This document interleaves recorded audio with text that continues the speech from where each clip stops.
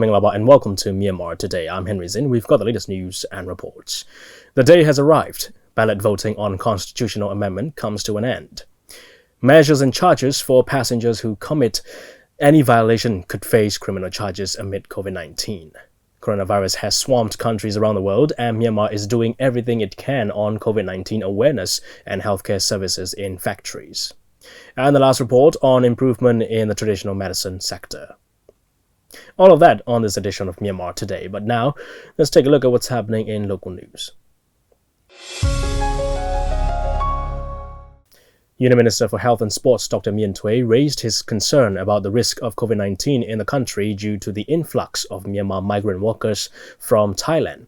During a coordination meeting of the Pandemic Prevention Central Committee in Naypyidaw Sunday, the Union Minister suggested those returnees need to put themselves under self-quarantine since it is not possible for facility quarantine to a large number of people at the same time. He also advised them to stay at their homes for 14 days to prevent the spread of the viral disease among their communities and to report to respective healthcare centers every day during this period. The ministry has also discussed with some hoteliers to use their property as quarantine facilities. Health authorities are now conducting surveillance and control measures led by senior officials of the ministry in Mandalay region and at border gates. Foreign staff and their families of the UN, its agencies and foreign missions in Myanmar will only be allowed to stay at their residences. The Union Minister pointed out the increase in the global death rate of this disease from 2.1 to 4.2%, and Myanmar is preparing for medical treatments and accumulating medicines and medical equipment. The ministry will also set up command centers in Naypyidaw, Yangon and border gates, commencing 23rd of March, equipped with modern technologies and devices for the 24-hour services of healthcare teams. According to the Ministry of Commerce, imports of raw materials by CMP businesses have been valued at $1.028 billion between October 1st and 13th of March in the 2019 to 2020 fiscal year, an increase of $39 million compared to a year ago. The majority of the CMP enterprises import raw materials mainly from China. These businesses have faced shortages of raw materials starting from the February end, owing to the current negative impact of the coronavirus. At present, some CMP garment factories have shut down with the reason for the lack of raw materials due to the COVID-19 negative impacts, leaving thousands of workers unemployed. Even worse, some foreign entrepreneurs are also running away from their businesses.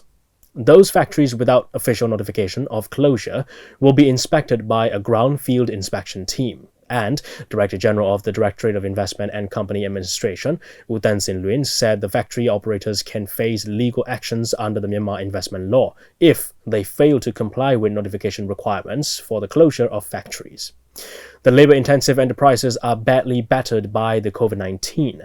To deal with the shortage of raw materials for the CMP garment factories in Myanmar, the Ministry of Commerce, the Myanmar Garment Manufacturers Association, and the Chinese Embassy in Myanmar, the China Enterprise Chamber of Commerce in Myanmar, have been jointly importing raw materials through border trade channels and airlines. Kayin State Little Representative U Tan Sin said the government of Thailand has closed the Thai-Myanmar Friendship Bridges No. 1 and 2 Sunday and today. Myanmar migrant workers will return in crossing the bridge to Sunday, one day ahead of the closure. Local authorities and health workers and officials from Naypyidaw, Pa'an, Kokorate and volunteers screened the migrant workers for the COVID-19 infection at the border gates. According to Thai authorities, to control the coronavirus infection in the country, the Thai government decided to close all border routes except trucks carrying goods. But the driver and conductor will be allowed only after they received checks for COVID-19 infection. The Ministry of Labour, Immigration and Population issued an order dated 20th of March extending the deadline for Social Security payments from 15 days to 3 months in accordance with the Article 100 of Social Security Law 2012. The purpose of the deadline extension is to help businesses affected by COVID-19 outbreak regarding business conditions and changing social needs amid COVID-19 pandemic.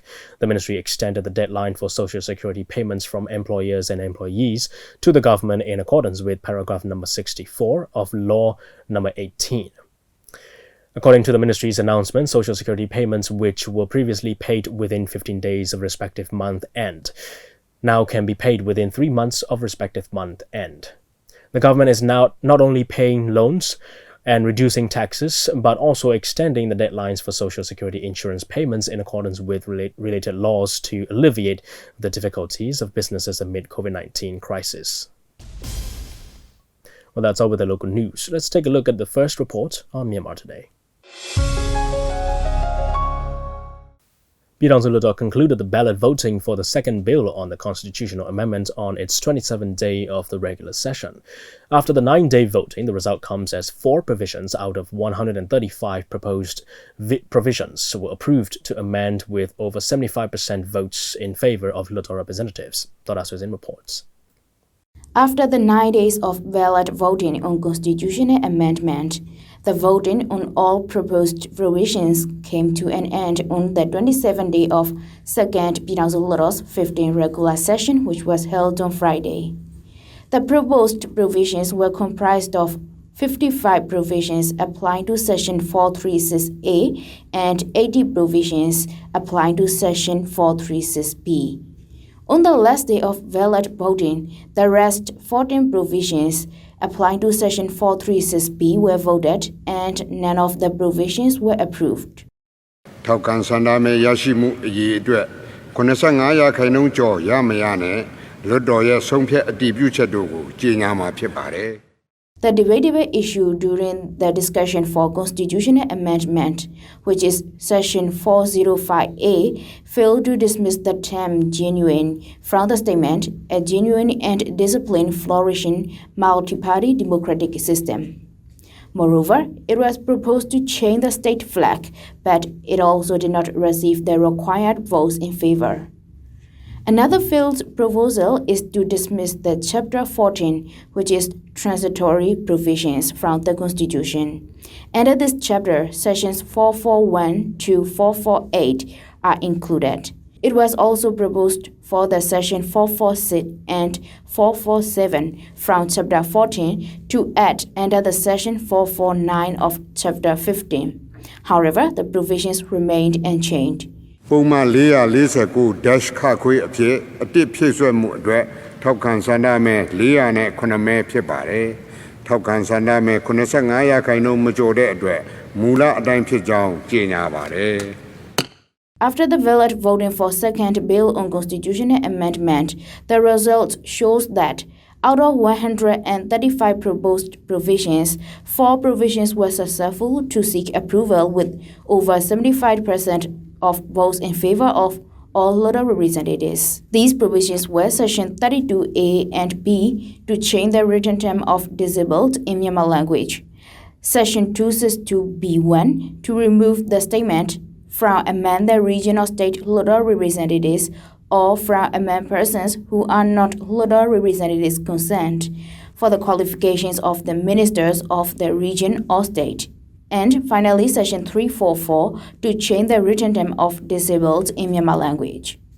To amend the Constitution for the provisions applying to Section 436A, it shall be amended with the prior approval of more than 75% of all Luto representatives of Bidangzuluto, after which, in a nationwide referendum, only with the votes of more than half of those who are eligible to vote.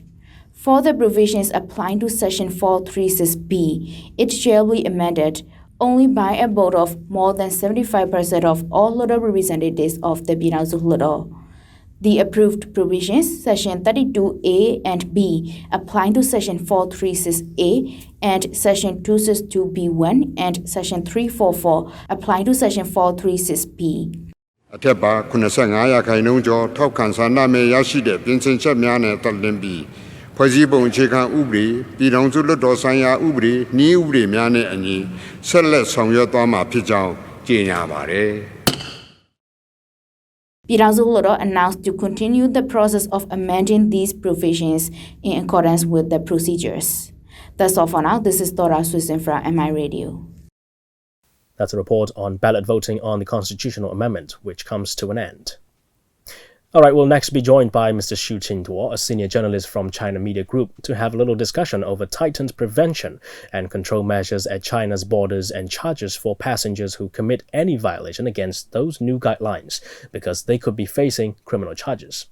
All right, Mr. Xu, I understand Chinese authorities have released new guidelines to tighten prevention and control measures at the country's borders. And I also understand that passengers who commit any of a list of violations could face criminal charges.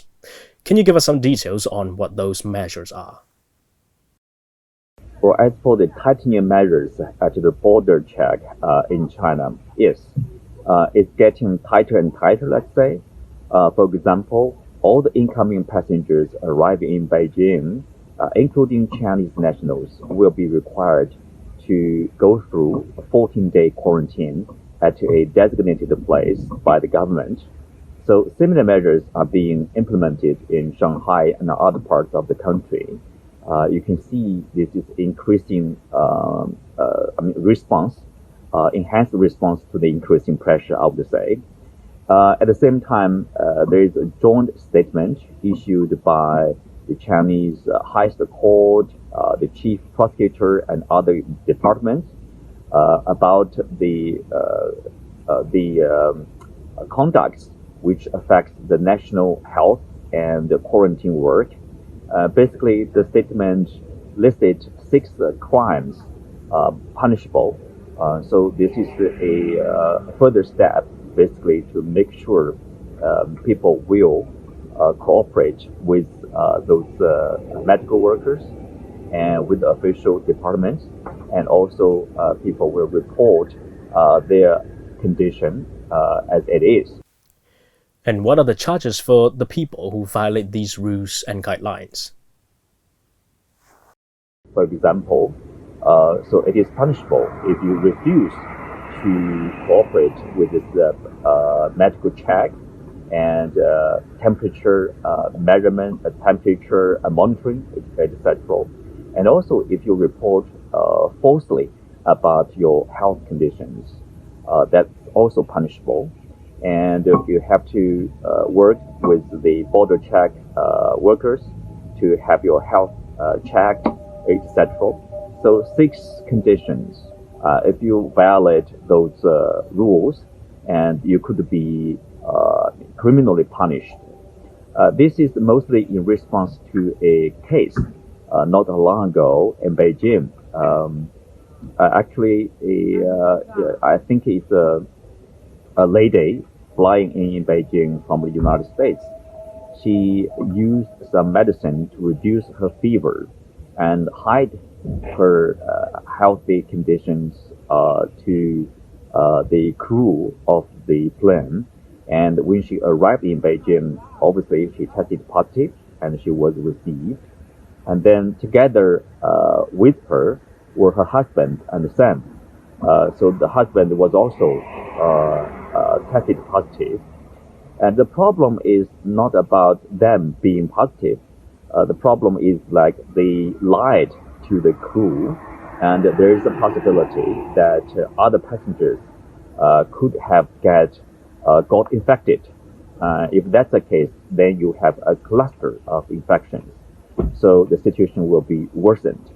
So that's why all the people will be required to report their health conditions as accurate as possible.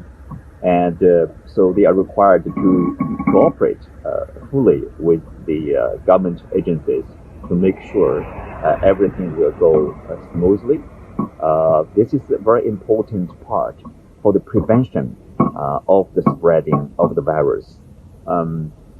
That's the latest efforts from Beijing and from Shanghai, from other cities. So because everybody is also clear, if you call this campaign, the campaign will continue for a long time to come.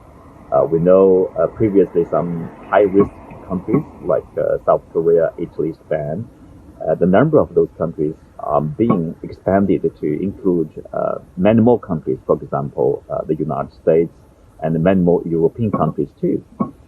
So this situation will continue for some time, I would say. All right, thank you for your time and information, Mrs. Xu. Well, that's something about measures amid COVID-19 and charges for passengers who commit any violation in China's borders, and they could face criminal charges. All right, let's have a look at the currency rates now from Myanmar's central bank and the stock exchange. $1 is at 1,428 kyats. 1 Chinese renminbi is at 202 kyats. €1 is at 1,539 kyats. 1 pound sterling is at 1,693 kyats. 1 Singapore dollar is at 988 kyats. 1 Malaysian ringgit is at 325 kyats. 1 Thai baht is at 43 kyats, and the Indian rupee is at 19 kyats. Gold is trading at $1,493. Silver is at $12. And Brent crude oil is at $22. On the Yangon Stock Exchange, FMI dropped 500 and it's at 11,000. MTSH is at 3,900. MCB is at 8,200. FPB is at 22,000. TMH is at 2,800. Stay with us as we bring you more reports on Myanmar Today.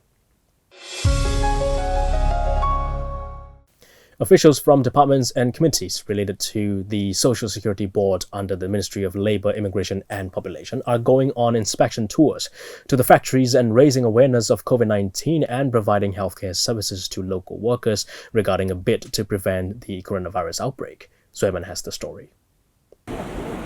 The officials from the departments and committees related to Social Security Board under the Ministry of Labour, Immigration and Population are going on inspection tours to the factories and raising awareness of COVID-19 and providing healthcare services to local workers regarding a bid to prevent the coronavirus outbreak. Guidelines have been adopted to prevent, control, and treat concerning the outbreak of COVID-19. A total of 15 supervisory committees has been formed in Naypyidaw, regions, and states. Moreover, the work implementation committees in districts and townships have been formed as well. These committees are raising awareness of the coronavirus. U Tin Koko, Deputy Director General of Social Security Board of the Ministry of Labour, Immigration and Population, said. 4 sectors have been divided in Yangon region, and it depends on districts. Each sector has 5 teams comprising the office in charge, doctors, and medics. These 20 teams will cooperate with the Employer Association, Employee Association, and Industrial Zone committees and hold discussions with and then carry out the tasks. The support items include pamphlets, and the doctors will raise awareness. In collaboration with the industrial zones, the tasks will have to be carried out. We are to be responsible for prevention awareness. The treatment has something to do with the Ministry of Health and Sports. If we know about it, we will have to contact the Ministry of Health and Sports and carry on. The relevant factories can directly inform like that.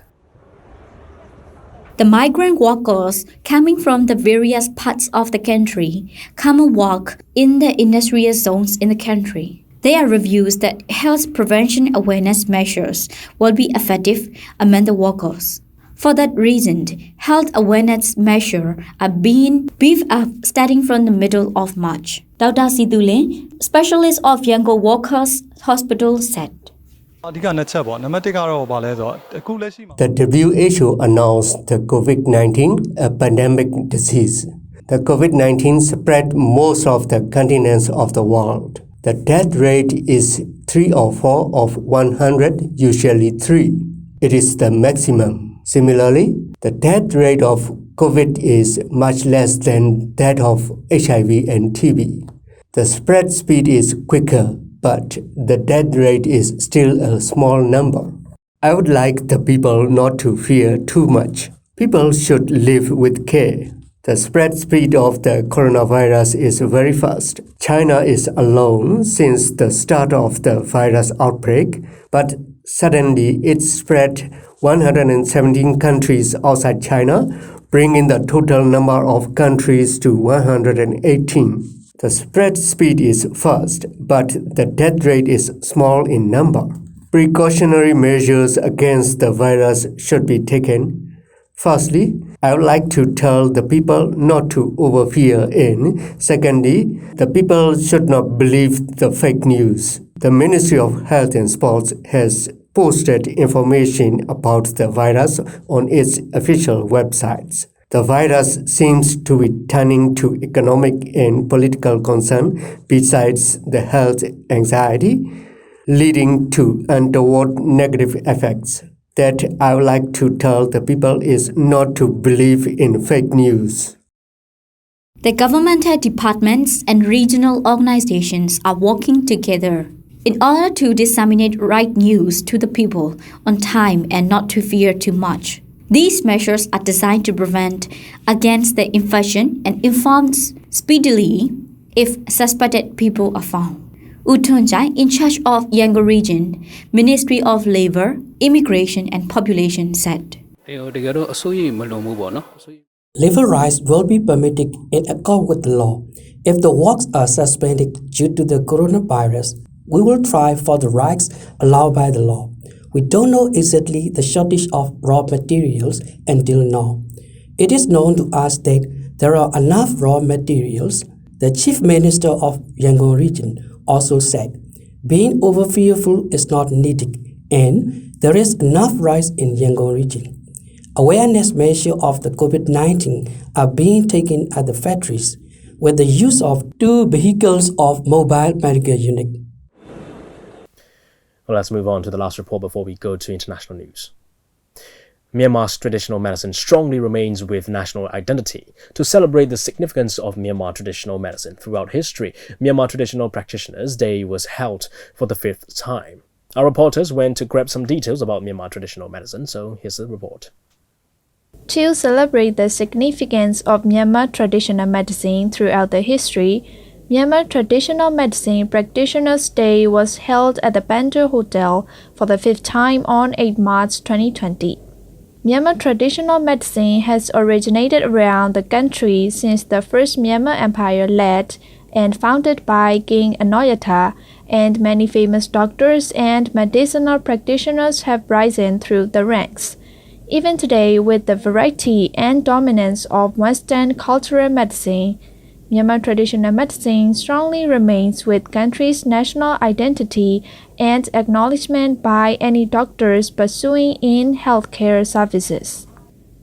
Speaking to MI Radio, the comments about the very event of traditional healthcare practitioners, Dr. Kim Ma-win of Center of Myanmar Traditional Medicine Association related to Yangon Division said. The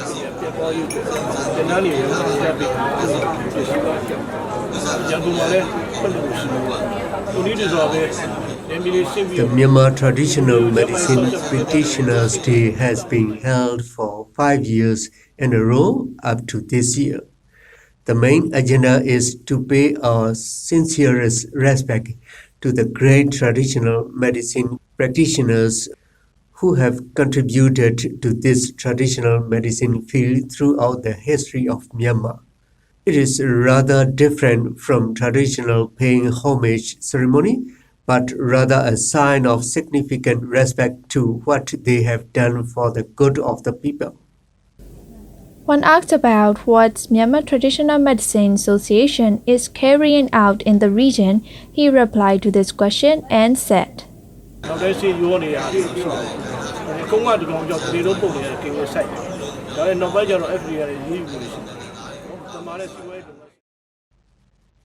Myanmar Traditional Medicine Association's main aim is to promote the role of traditional medicine and to increase the number of such practitioners by means of practice sessions courses. The short-term days courses are openly frequently at the center. Health courses about nervous acupuncture, including one with Korean experts. We believe by doing so, traditional healthcare services will cover rural areas. Western medicine cures run quicker than traditional ones, but the advertising power from private companies are also the main reasons why they dominate the medical market. There's also no big profit from traditional medicines. It has a significant chance of having less side effects compared to Western medicine. Trustworthiness and historical trust is gradually being built, especially in rural areas naturally. Even so, medicine serving the people best and golden era of traditional medicine as our goal. Tan Tan Mien, who is the event curator, speaking to MI Radio how the event is held, she said.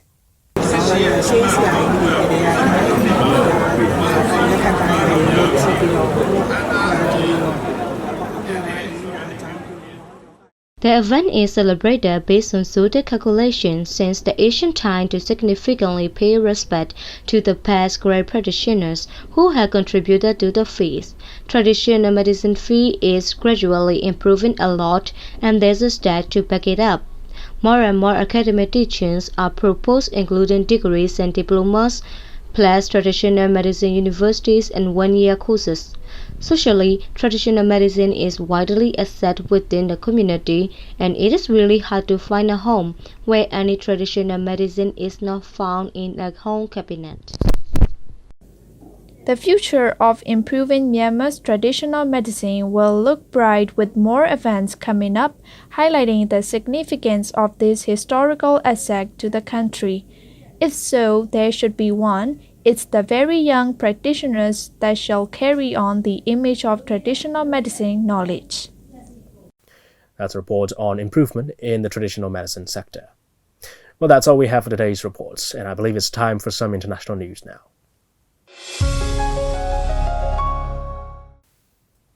Former U.S. National Security Advisor Susan Rice has described President Donald Trump's response to the coronavirus pandemic as disastrous. In an interview with CNN, she said Trump's administration is still unprepared for the pandemic despite early warning signs. She said one reason for this lies in Trump dismantling the Office for Global Health Security and Biodefense, which was set up under the Obama administration. The office reported directly to the National Security and Homeland Security advisors. Rice said her own team had warned of the risks of a pandemic, but Trump's government was still unprepared. Japanese Prime Minister Shinzo Abe said Monday that postponing this summer's Tokyo Olympics was an option if the Games cannot be held in a complete form due to the COVID-19 pandemic. Abe's remarks to Parliament came after the IOC on Sunday discussed stepping up its scenario planning for the Tokyo 2020 Games. The IOC is considering a postponement of Tokyo 2020 and has given itself a deadline of 4 weeks to make a decision, according to an IOC statement on its official website. In other news, German Chancellor Angela Merkel has gone into self-isolation after the doctor who gave her a vaccination on Friday afternoon tested positive for COVID-19. She will keep working from home and she will be tested regularly over the next few days for the virus. The news overshadowed Merkel's earlier announcement of tough new restrictions on German citizens. Meetings of more than 2 people, with the exception of people in the same household, will be forbidden everywhere in the country. The German government feels this ban is more reasonable than putting the country under a lockdown. Syria confirmed its first case of coronavirus on Sunday in a person who had come from abroad. Health Minister Nizar al-Yazigi told state media necessary measures had been taken regarding the 20-year-old woman, who he said would be quarantined for 14 days and undergo medical checks. There have been unconfirmed reports in recent weeks of coronavirus cases in Syria, whose health system, housing and infrastructure have been ravaged by 9 years of civil war, but authorities have denied any outbreak. Damascus announced a ban on public transport on Sunday as it stepped up a lockdown introduced in recent days, including the closure of schools, parks, restaurants, and various public institutions, as well as calling off army recruitment. And that's all we have for today. Thanks for joining me on Myanmar Today. I'm Henry Zin. Have a great day, everyone. Remember to wash your hands, practice good hygiene, and always be on high alert for important news. I'll see you again. Goodbye.